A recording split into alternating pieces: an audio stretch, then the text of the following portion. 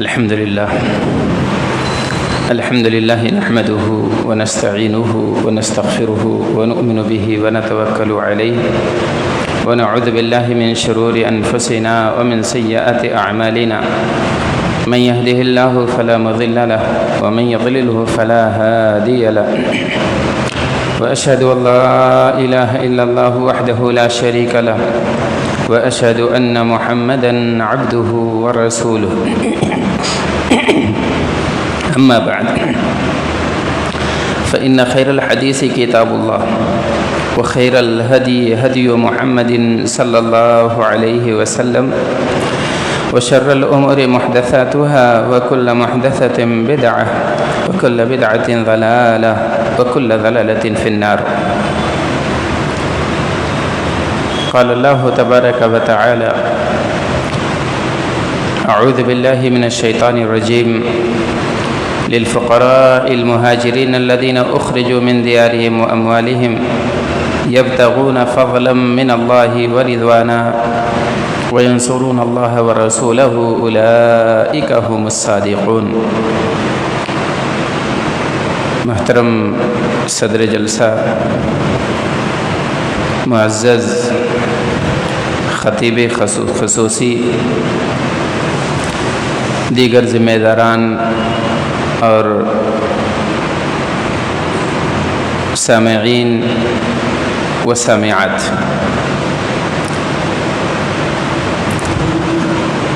آج جس عنوان پر میں بولنا چاہتا ہوں اس پر آپ لوگوں نے خطابات سنے ہوں گے. یہ جو مہینہ چل رہا ہے، ماہ محرم کا مہینہ، صحابہ کرام کی باتیں آئی ہوں گی، نبی کے ساتھیوں کا ذکر ہوا ہوگا، اہل بیت کا ذکر خیر اور ان کے حقوق کے بارے میں بات آئی ہوگی. کچھ تھوڑی بہت یاد دہانی اس سلسلے میں کراؤں گا. میں نے آپ کے سامنے جو آیت کریمہ پڑھی ہے، اللہ تبارک تعالیٰ نے کہا کہ للفقراء المہاجرین الذین اخرجوا من دیارہم و اموالہم. مہاجرین ایک معروف اصطلاح ہے. مہاجر کا مطلب یہ ہے کہ ترک کر دینے والا، ہجرت کر جانے والا، چھوڑ دینے والا. تو مہاجرین نے بہت بڑی ایک قربانی دی تھی اللہ کے رسول صلی اللہ علیہ وسلم کے دین کی نصرت کے لیے. انہوں نے اپنا گھر بار چھوڑا تھا، اور یہ برضا و رغبت نہیں، دل پہ پتھر رکھ کے گئے تھے. یہاں تک کہ اللہ کے رسول صلی اللہ علیہ وسلم کا ہجرت کا واقعہ جب آپ پڑھیں گے تو نبی کریم صلی اللہ علیہ وسلم بھی جذباتی ہو گئے تھے. اللہ کے رسول صلی اللہ علیہ وسلم کی آنکھیں بھی ڈبڈبا گئی تھیں. اپنے پیارے وطن کو دیکھا اور اس کے بعد کہا کہ میں تجھے چھوڑ کے نہیں جاتا. اگر مکے والے مجھے یہ شہر چھوڑنے پر مجبور نہیں کرتے تو میں تجھے ہرگز نہیں چھوڑتا. اب آپ تصور کیجئے، ننھے منھے بچے ہوں، بلکتی اور سسکتی ہوئی بیوی ہو، اور جان و دل سے زیادہ عزیز رکھنے والے بھائی ہوں، ماں باپ ہوں، رشتہ دار ہوں، ان سب کو چھوڑ کے ہمیشہ کے لیے چلے جانا، یہ کتنی بڑی قربانی ہے. اللہ تبارک تعالیٰ نے اسی لیے اس عظیم عبادت کی تعریف بیان فرمائی. کہا یہ وہ لوگ ہیں جن کو ان کے گھروں سے نکالا گیا ہے، ان کے دروں سے بھگایا گیا ہے، ان کا مال اور ان کی پراپرٹی پر ہتھیا لیا گیا، اسے قبضہ کر لیا گیا، لیکن پھر بھی یہ چلے گئے. کس لیے گئے تھے؟ قیادت اور سیادت کے لیے نہیں، عیش اور آرام کے لیے نہیں، بلکہ یبتغون فضلا من اللہ ورضوانا. یہ اللہ تبارک تعالیٰ کا فضل چاہتے تھے، اللہ تبارک تعالیٰ کی خوشنودی چاہتے تھے، اللہ تبارک تعالیٰ کی رضامندی چاہتے تھے. اور یہ لوگ ایسے ہیں وَيَنْصُرُونَ اللَّهَ وَرَسُولَهُ، اللہ اور اس کے رسول کے مددگار لوگ تھے. اللہ اور اس کے رسول کی مدد کی انہوں نے۔ اولئک هم الصادقون، یہ پارسا لوگ ہیں، یہ سچے لوگ ہیں، یہ اللہ تبارک تعالیٰ پر یقین رکھنے والے لوگ ہیں، یہ اللہ تعالیٰ کی طرف سے گواہی ہے۔ فعلم ما فی قلوبہم، اللہ تعالیٰ نے کہا، اللہ تبارک تعالیٰ نے ان کے دل کی دنیا میں بھی جھانکا ہے، ان کے دلوں کو پرکھا ہے، صحابہ کرام کے دلوں کو جانچنے کے بعد یہ گواہی دی ہے۔ اللہ کے رسول صلی اللہ علیہ وسلم کے ساتھیوں کو چنا ہے آپ کی نصرت کے لیے، اپنے دین کی اقامت کے لیے، اور یہ سب سے قابل ترین اور سب سے نیک اور سب سے سچے لوگ تھے۔ تاریخ میں اتنے سچے لوگ اور اس قدر بہادر لوگ اور اتنے بڑے بڑے ہیروز اپنے اپنے میدان کے کبھی جمع نہیں ہوئے، اور یہ صرف ہم نہیں بلکہ اسلام کے دشمنان بھی اس کا اعتراف کرتے ہیں۔ اللہ کے رسول صلی اللہ علیہ وسلم کو جو اصحاب دیے گئے تھے وہ چنے ہوئے تھے، چنندہ تھے۔ اللہ تبارک تعالیٰ نے ان کی مختلف مقامات پر تعریف فرمائی ہے۔ والسابقون الاولون من المہاجرین والانصار والذین اتبعوہم بإحسان رضی اللہ عنہم ورضوا عنہ۔ اللہ تبارک تعالیٰ نے کہا کہ جو سبقت کر جانے والے لوگ ہیں، جو پہل کرنے والے لوگ ہیں، چاہے وہ مہاجرین ہوں چاہے انصار ہوں، انصاری صحابہ کا بھی، ان کا بھی اگر ان کی تاریخ دیکھیں گے اور ان کی جذبہ ایمانی دیکھیں گے تو بھی آپ کی آنکھیں ڈبڈبا جائیں گی اور آپ رشک کریں گے کہ اتنی بڑی قربانی انہوں نے دی ہے، اور اللہ کے رسول صلی اللہ علیہ وسلم کے لیے اپنا گھر بار تو نہیں چھوڑا، لیکن جن لوگوں نے گھر بار چھوڑا تھا ان کے لیے اپنے دل کا دروازہ بھی کھول دیا، اپنے گھر کی کیواڑ کھول دیے، اپنے پراپرٹی میں حصے دار بنا لیا، انہیں کھڑا کیا، انہیں تجربات سے نوازا، انہیں مارکیٹ لے گئے، انہیں منڈیوں میں لے گئے، ان کی اپنے بھائیوں کی طرح انہوں نے مدد کی۔ والذین تبوؤوا الدار والایمان من قبلہم یحبون من ہاجر الیہم۔ اللہ تبارک تعالیٰ نے کہا کہ یہ لوگ ایسے لوگ ہیں کہ جو بھی ہجرت کر کے باہر سے آئے تھے، مدینے کو اپنا بسیرا بنایا تھا، تو ان سے یہ بے پناہ محبت کرتے تھے۔ یحبون من ہاجر الیہم، ان سے یہ محبت کرنے والے لوگ تھے، نفرت نہیں تھی، دلوں میں عداوت نہیں تھی، کبھی انہیں احساس نہیں ہوا کہ یہ باہر کے لوگ ہیں، ہمارے شہر میں آئے ہیں، ہمارے حصے دار بن گئے ہیں، انہیں کبھی کسک دل میں نہیں آئی، کبھی ایسا خیال نہیں آیا، بلکہ ان لوگوں نے ان کے لیے ایثار کا جذبہ دکھایا۔ ایثار کہتے ہیں یہ قربانی سے اونچا درجہ ہے۔ قربانی یہ ہے کہ آپ کسی چیز کی قربانی دے دیں اللہ تبارک تعالیٰ کے لیے یا کسی عظیم مشن کے لیے، اور ایثار یہ ہے کہ اس کی حاجت آپ کو ہے، پیاس خود لگی ہے پانی نہ پئیں، بھوک لگی ہے آپ کھانا نہ کھائیں، آپ کے ننھے منھے بچوں کو کھانے کی ضرورت ہے، وہ سسک رہے ہیں، بلک رہے ہیں، رو رہے ہیں، لیکن اللہ کے رسول صلی اللہ علیہ وسلم کے مہمان کو کھلا دینا یہ ایثار ہے۔ اللہ تبارک تعالیٰ نے تعریفیں ان کی بیان فرمائی ہیں، اور صحابہ کرام نے ایثار کی بے شمار مثالیں اس رقم کی ہیں جو تاریخ میں محفوظ ہیں۔ اللہ تبارک تعالیٰ نے اسی لیے ان کی تعریف بیان فرمائی۔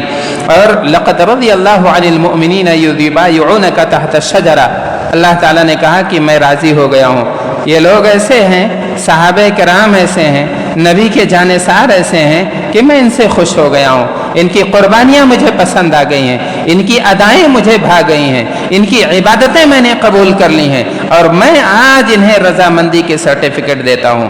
اللہ تبارک تعالیٰ ان سے راضی تھا، اللہ تبارک تعالیٰ سے یہ راضی تھے، اسی لیے اللہ تبارک تعالیٰ نے فرمایا رضی اللہ عنہم ورضوا عنہ، اللہ ان سے راضی ہے اور یہ اللہ تبارک تعالیٰ سے راضی ہیں۔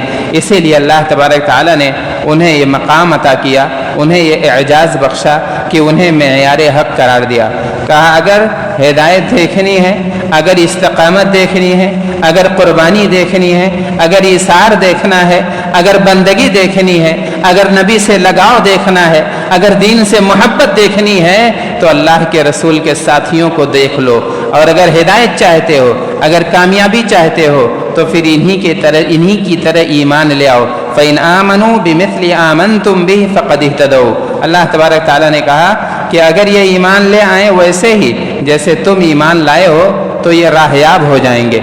इसीलिए हम कहते हैं कि सहाबे किराम की ज़िंदगी को देखना चाहिए, सहाबे किराम की ज़िंदगी को पढ़ना चाहिए, उस पर खिताब होना चाहिए, दिलों को उनकी मोहब्बत से आबाद रखना चाहिए, इसलिए कि अल्लाह तबारक ताला इनसे राज़ी था, अल्लाह ताला ने इनके लिए जन्नत की बशारतें दी हैं। तो कैसे इन्होंने ये कामयाबी हासिल की है?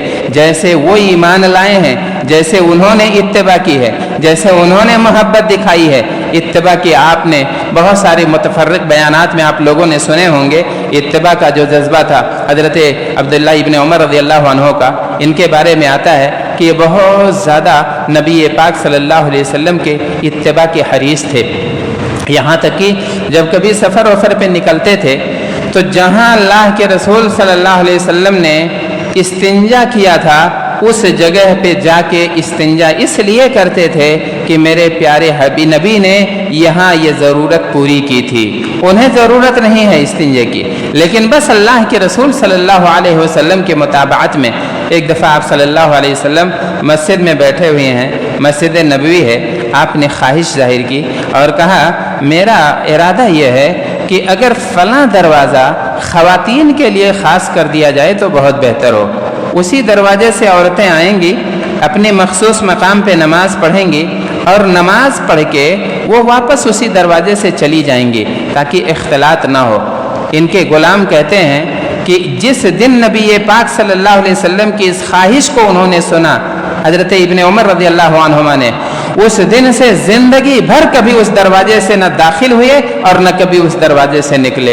इसलिए कि आप सल्लल्लाहु अलैहि वसल्लम का हुक्म नहीं था, बस आपकी ख्वाहिश थी, लेकिन ख्वाहिश की भी पैरवी होनी चाहिए। नबी पाक सल्लल्लाहु अलैहि वसल्लम की चाहत की भी वैल्यू होनी चाहिए।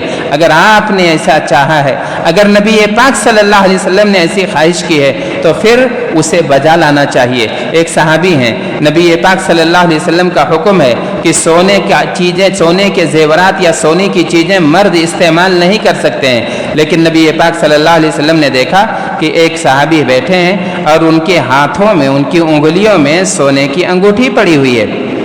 नबी पाक सल्लल्लाहु अलैहि वसल्लम को मालूम था कि मैंने ये हुक्म दिया है और उसके बावजूद भी जिस वजह से भी उनके हाथ में अंगूठी दिखी, अल्लाह के रसूल सल्लल्लाहु अलैहि वसल्लम अपने हाथों से उसे निकालते हैं, सोने का ये जेवर निकाल के फेंक देते हैं। मैसेज पहुंच चुका है। नबी पाक सल्लल्लाहु अलैहि वसल्लम जो बात बताना चाहते हैं बात बता चुके, और जो याद दहानी कराना चाहते थे अपने साथी को, याद दहानी हो चुकी। नबी पाक सल्लल्लाहु अलैहि वसल्लम चले जाते हैं। सहाबे किराम कहते हैं कि अब आप ये अंगूठी उठा लीजिए, इसलिए कि इसे बेचने में, इसे घर की औरतों को देने में, इसे किसी को हदिया और तोहफा कर देने में कोई हरज की बात नहीं है। जिनके लिए जायज़ है उन्हें आप दे दीजिए, कोई हराम चीज़ तो है नहीं, इस्तेमाल करना हराम था।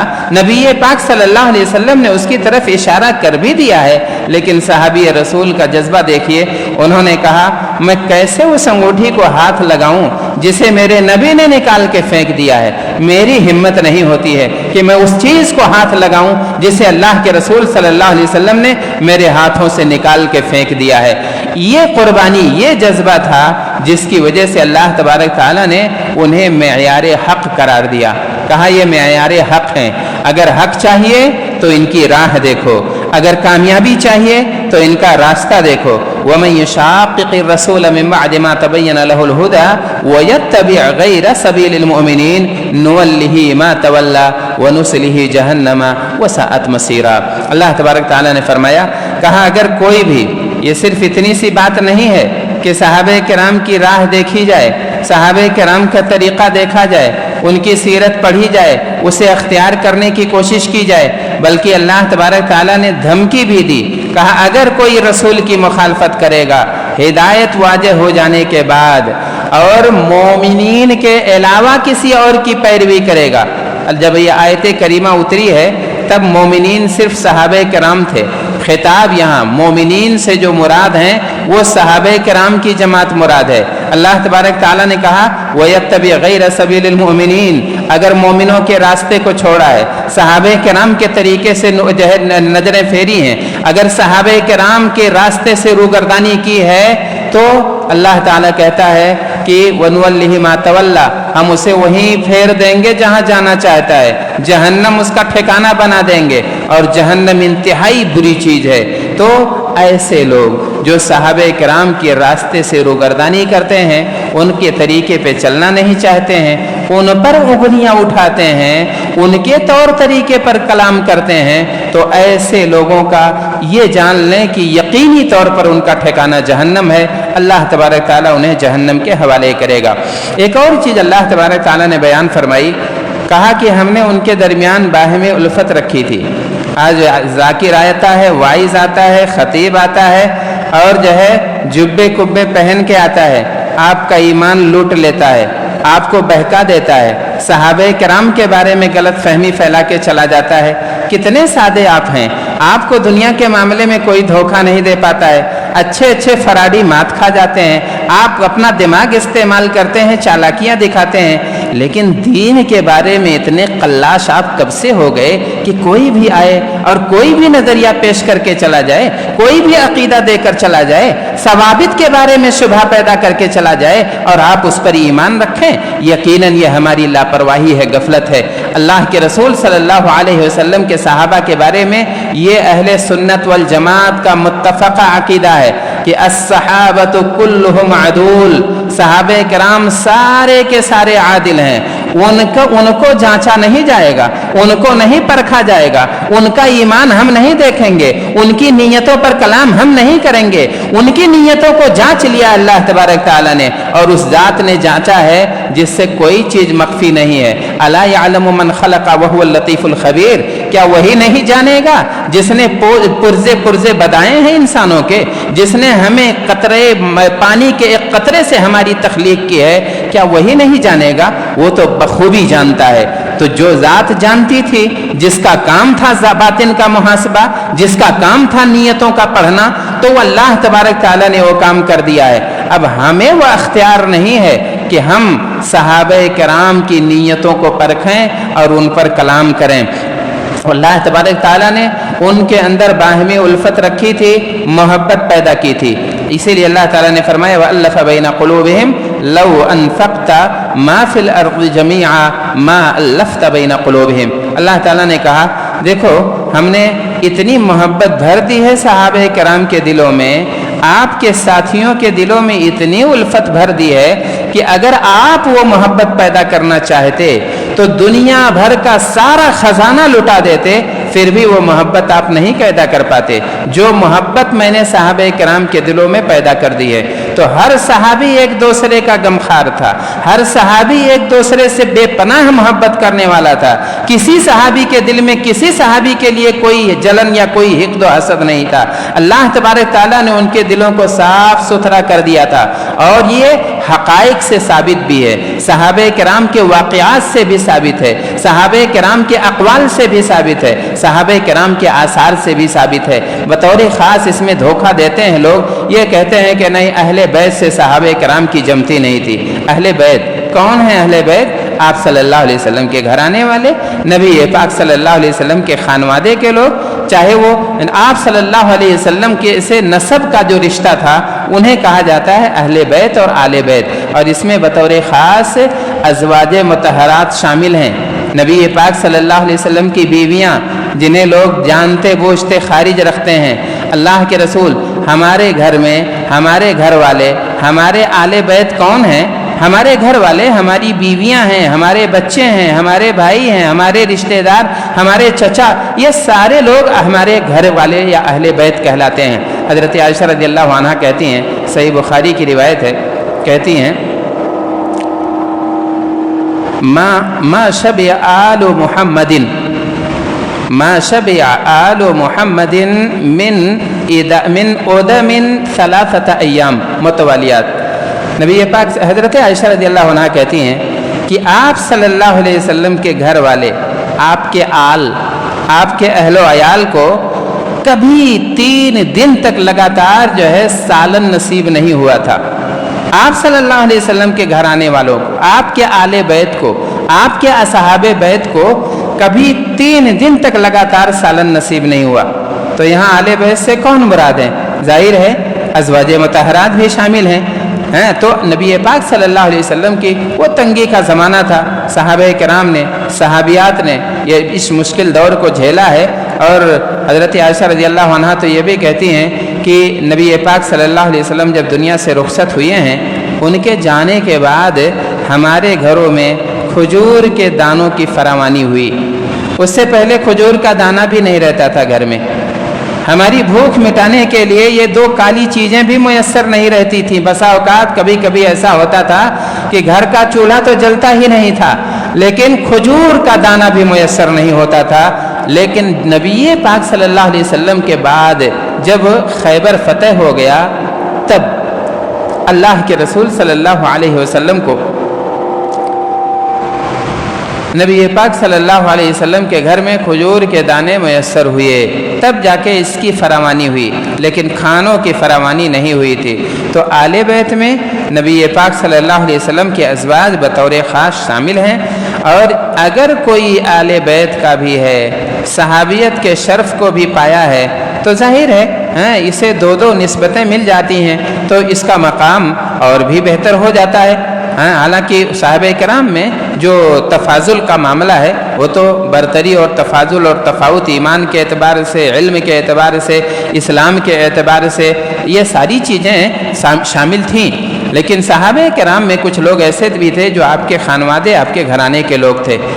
صرف صحابیت یہ بہت عظیم چیز ہے، اس سے بڑی نعمت یا اس سے بڑی عظمت اور کچھ نہیں ہے۔ اور صحابی کون ہیں؟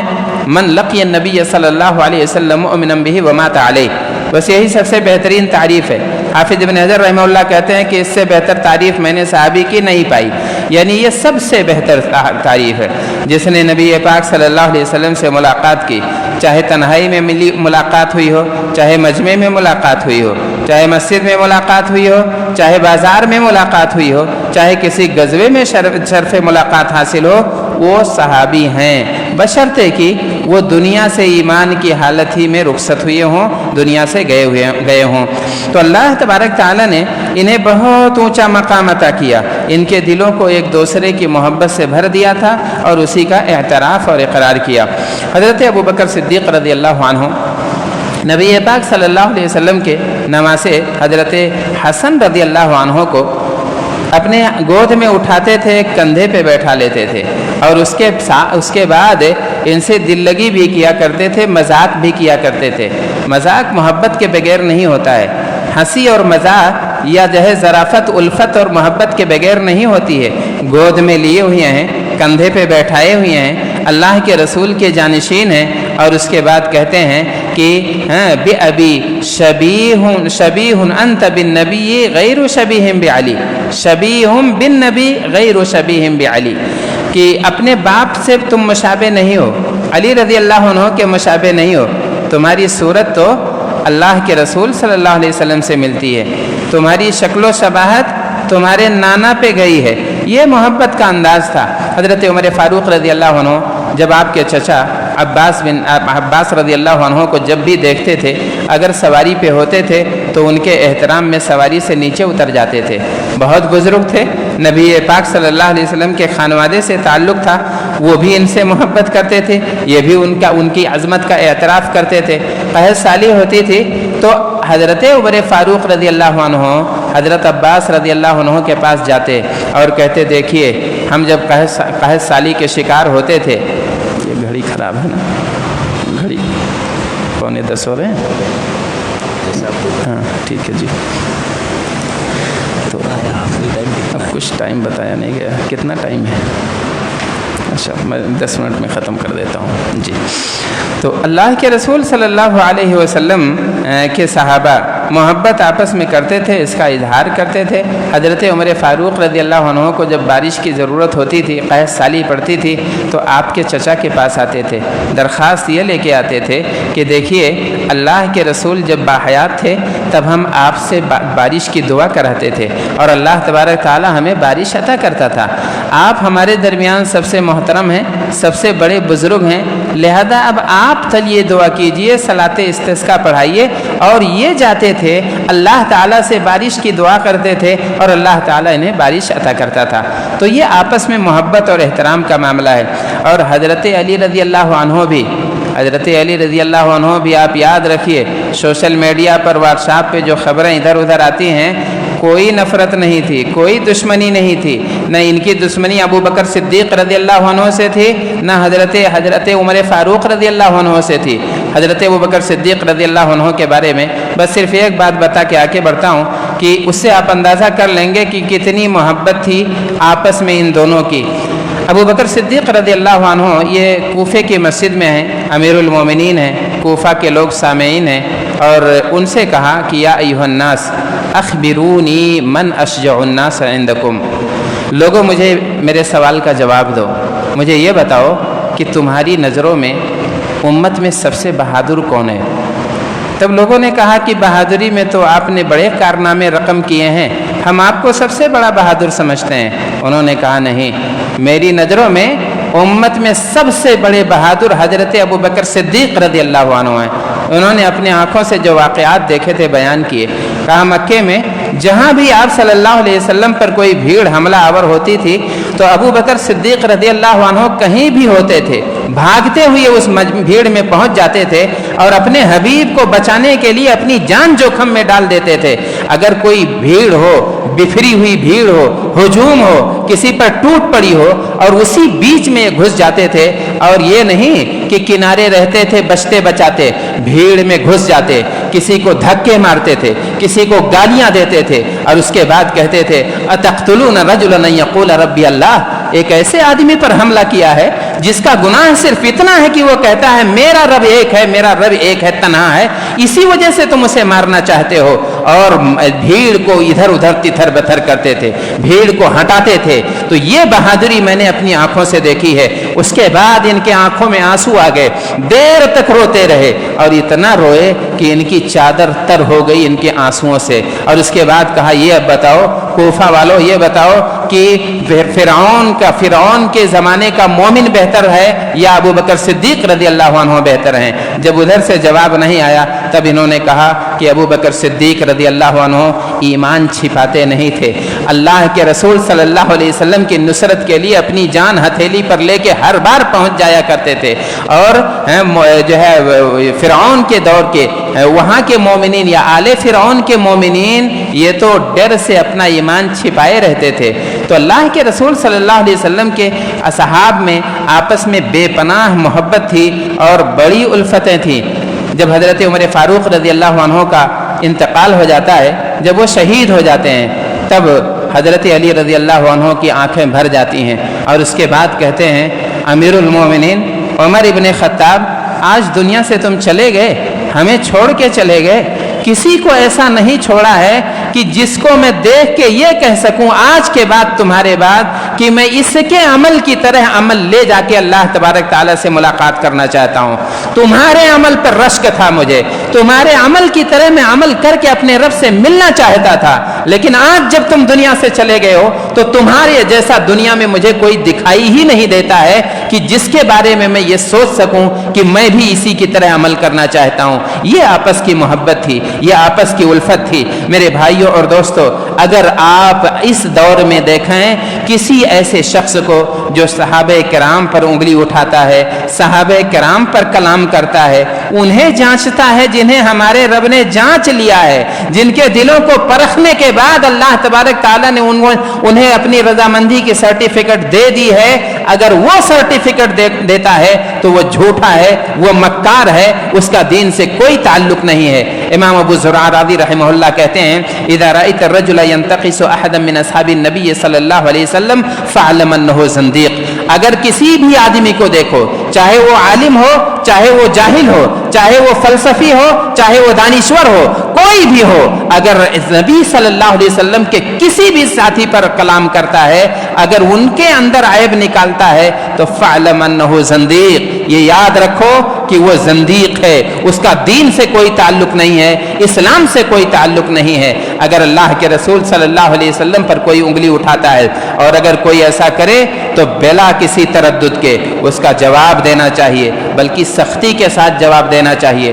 حضرت ابو ایوب انصاری رضی اللہ عنہ، ان کی وائف، ان کی جو ہے بیوی واقعیف کے بارے میں حضرت عائشہ رضی اللہ عنہا پر جو منافقین نے تہمت لگائی تھی اس بارے میں یہ اپنے شوہر سے تفتیش کر رہی ہیں. حضرت ابو ایوب انصاری رضی اللہ عنہ سے سوال کر رہی ہیں, کہہ رہی ہیں آپ نے کچھ سنا ہے, ایسے ایسے خبر آئی ہے. تو یہ خفا ہو گئے, یہ ناراض ہو گئے اور کہا تو یہ کام کرے گی, تجھے یہ برداشت ہے کہ یہ کام تو کرے؟ اتزنینی انتی وتفعلین, کیا تو یہ کام کرے گی؟ کہتی ہے ہرگز نہیں. وہ کہتی ہیں ہرگز نہیں, میں یہ کام جو ہے ہرگز نہیں کر سکتی ہوں. تب وہ کہتے ہیں واللہ عائشہ خیر منکی, اللہ کی قسم کھا کے میں کہہ رہا ہوں کہ عائشہ تم سے کئی گنا بہتر ہیں رضی اللہ عنہا. ان کے بارے میں تم نے کیسے یہ سوچ لیا؟ ان کے بارے میں تم نے کیسے یہ تاثر پیدا کر لیا؟ ان کے بارے میں تمہیں تحقیق اور تفتیش کرنے کی جسارت کیسے ہوئی؟ وہ تو تم سے لاکھ گنا بہتر ہیں. تو یہ مومنین کا رویہ ہے کہ جب صحابہ کرام پر نقد ہونے لگے, جب صحابہ کرام پر انگلیاں اٹھائی جانے لگیں, جب صحابیات کے بارے میں کلام کیا جانے لگے, تو ہماری ذمہ داری بن جاتی ہے کہ ایسے شخص کا سختی کے ساتھ جواب دیا جائے اور اس کے ساتھ کوئی ہمدردی نہ دکھائی جائے, کوئی محبت نہ دکھائی جائے. اس کے لیے کسی عالم کے فتوے کی ضرورت نہیں ہے. اللہ تبارک تعالیٰ کی گواہیاں کافی ہیں, مولا کریم کی آیتیں کافی ہیں. بے شمار آیتوں میں اللہ تبارک تعالیٰ نے صحابہ کرام کی عظمت اور ان کے حقوق بیان کیے ہیں. اللہ تبارک تعالیٰ سے دعا ہے کہ مولا کریم ہمیں صحابہ کرام کے حقوق کو جاننے پہچاننے کی توفیق عطا فرمائے, ان کی عظمتوں کو دل میں بسانے کی توفیق عطا فرمائے. مولا کریم ہمیں دین پر استقامت عطا فرما. آمین. اقول قولی هذا واستغفر الله لي ولكم ولسائر المسلمين.